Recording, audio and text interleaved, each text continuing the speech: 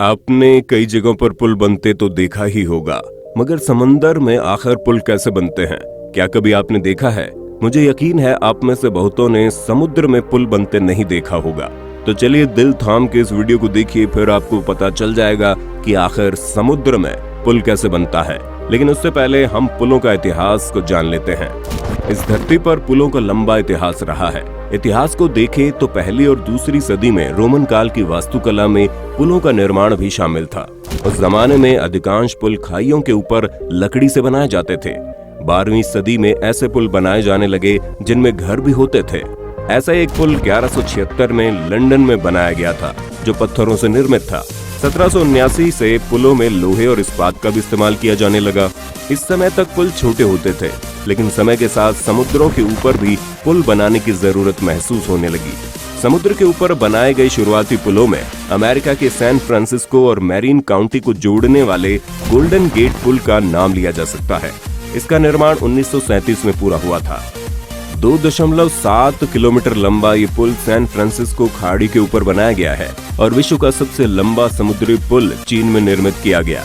हॉरिसन जल डमरू मध्य के ऊपर डेनमार्क की राजधानी कोपेनहेगन और स्वीडन के शहर मेल्मो को जोड़ने वाला 7.8 किलोमीटर लंबा पुल बनाया गया है, जो समुद्र में बना है। चीन में समुद्र पर बना दुनिया का सबसे लंबा पुल हांगकांग जुहेई मकाऊ है, जो 35.67 किलोमीटर लंबा है और शंघाई व निंगबो शहर को आपस में जोड़ता है। वैसे आपकी जानकारी के लिए बता दें कि ब्रिज मुख्यतः 4 प्रकार के होते हैं। Number 1, arch bridges. इस तरह के ब्रिज को डाटदार पुल या चाप सेतु भी कहा जाता है। इस तरह के पुल बनाने के लिए दोनों सिरों पर सहारा देने वाले स्तंभों के ऊपर एक चापनुमा संरचना होती है। भारत के जौनपुर में गोमती नदी का सुंदर डाटपुर पुल, जो आज भी चालू है, शेर शाह सूरी ने बनवाया था। Number 2, beam bridge. ऐसे ब्रिज को लोहे, स्टील और कंक्रीट से बनाया जाता है। बीम ब्रिज उन स्थानों पर बनाए जाते हैं जहां पानी ज्यादा न हो। Number 3, cantilever bridge. इस तरह के ब्रिज ब्रैकेट के बने होते हैं। कोलकाता स्थित हावड़ा ब्रिज एक कैंटिलीवर ब्रिज है। Number 4, suspension bridges. इस तरह के ब्रिज को झूला पुल भी कहा जाता है। ऐसे ब्रिज काफी बड़े होते हैं और जहां पानी का बहाव काफी तेज हो, उन्हीं जगहों पर ऐसे ब्रिज बनाए जाते हैं। इस ब्रिज के खंभे काफी दूरी पर होते हैं, जो केवल तार के जरिए एक दूसरे से जुड़े होते हैं। अब आते हैं मेन टॉपिक पर। आखिर समुद्र में बड़े बड़े ब्रिज कैसे बनाए जाते हैं? इसके लिए सबसे पहले समुद्र में उन स्थान को चुना जाता है जहां ब्रिज को बनाना है। इसके बाद समुद्र के नीचे की जमीन, पानी की अधिकतम और न्यूनतम गहराई, पानी के बहाव की गति की जांच की जाती है। ब्रिज उस जगह पर बनाए जाते हैं जहां समुद्र की गहराई कम हो और नीचे कोई मजबूत आधार हो, जिस पर मजबूत पिलर खड़े किए जा सके। इसके बाद ये निर्णय लिया जाता है कि किस तरह के ब्रिज बनाए जाएं, जैसे सस्पेंशन ब्रिज या कैंटिलीवर ब्रिजेस बनाए जाएं। कोई भी ब्रिज बनाने में सबसे जरूरी बात उसके पिलर के निर्माण पर होता है, क्योंकि ब्रिज का पूरा भार पिलर पर ही रहता है। समुद्र पर बीम यानी पिलर खड़ा करने के 2 तरीके हैं।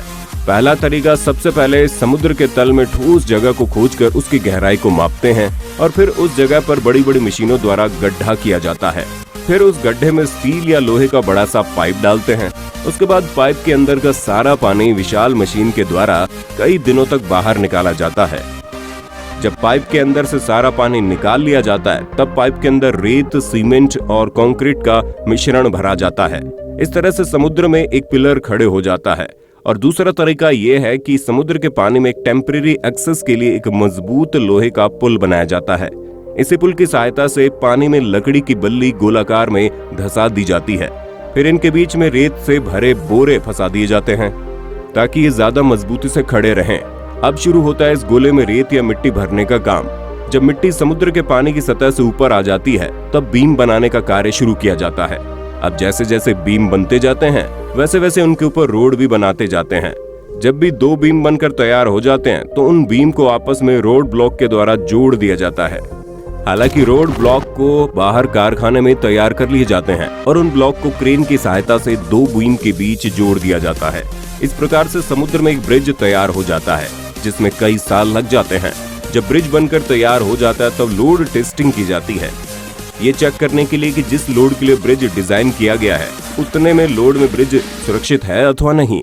ब्रिज बनकर तैयार होने के बाद इंजीनियर ब्रिज की उम्र भी तय कर देते हैं कि ब्रिज कितने सालों तक चलेगा। ब्रिज की मजबूती का पता लगाने के लिए समय समय पर ब्रिज की जांच भी की जाती है। इंफ्रारेड थर्मोग्राफी के द्वारा ब्रिज में किसी गड्ढे का पता लगाया जाता है। तो दोस्तों, आपको पता चल गया होगा कि समुद्र में ब्रिज कैसे बनते हैं। क्या कभी आपने ऐसे ब्रिज को बनते देखा है? हमें कमेंट में जरूर बताइए।